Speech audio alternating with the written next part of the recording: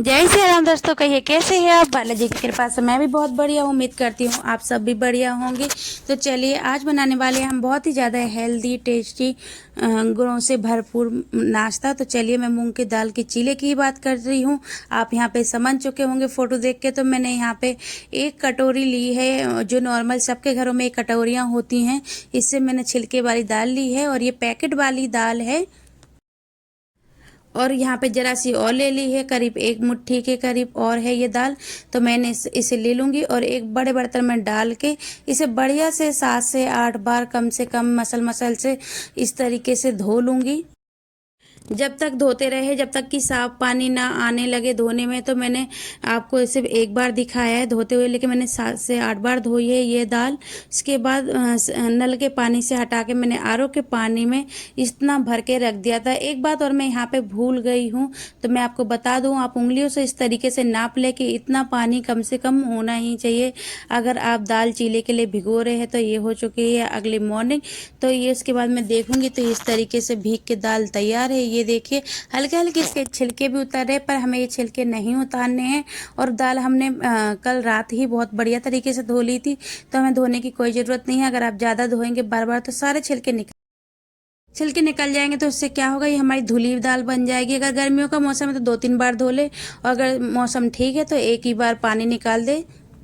हम ज़्यादा तीखा नहीं बनाएंगे, तो ये मोटी वाली मिर्च ले ली है एक मैंने, थोड़ी एक तीखी वाली ले ली और 1 इंच के करीब ले लिया है अदरक।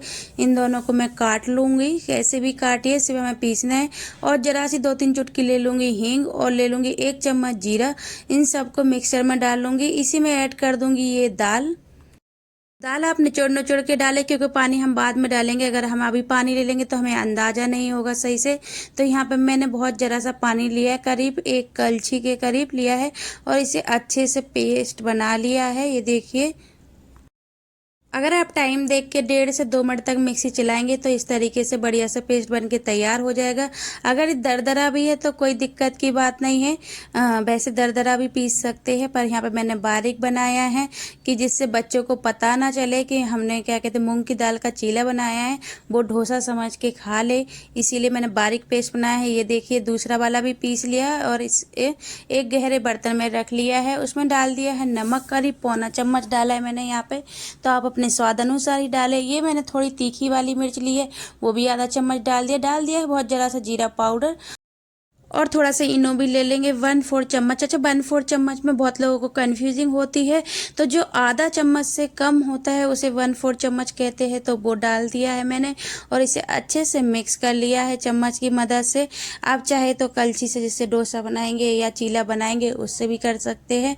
और अच्छे से मिक्स कर लीजिए इसको। इनो डालने के बाद थोड़ा जल्दी जल्दी चला लीजिए, जिससे कि सारे में इनो अच्छे से हो जाए। इससे क्या होता है कि इनो डालने से कि जो हमारे चीले बनेंगे वो ज़्यादा सूखे सूखे नहीं बनेंगे। आप कितने भी पतले बनाएंगे तो वो अच्छे से बन के सॉफ्ट सॉफ्ट तैयार होंगे। तो मैंने यहाँ पे सरसों का तेल लगा लिया था 1 टेबल स्पून, और इस तवे को अच्छे से गर्म कर लिया था। देख सकते होंगे आप जैसे कि धुआं उठ रहा था। तो यहाँ पे मैं 1 कलछी लूँगी बैटर और इस तरीके से डाल दूँगी। अब 1 कलछी और लूँगी, क्योंकि मेरा तवा बहुत बड़ा है नॉन स्टिक का, तो मैं पूरा डोसे वाला तवा है, तो इसे पूरा बड़ा डोसे की तरह बनाऊँगी ये चीला।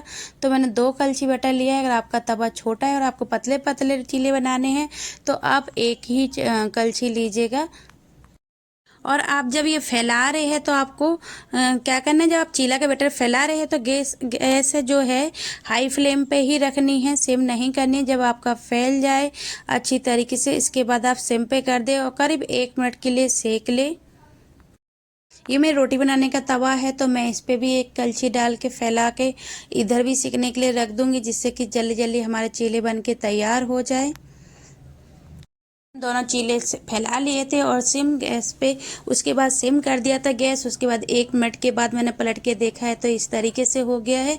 तो मैं थोड़ा सा और सेकने देती हूँ, क्योंकि पलटने में ये टूट जाएगा। अब परफेक्ट हो गया, थोड़ा कुरकुरा दिखाई दे रहा है, आप देख रहे होंगे साइडों से गोल्डन दिखाई दे रहा है।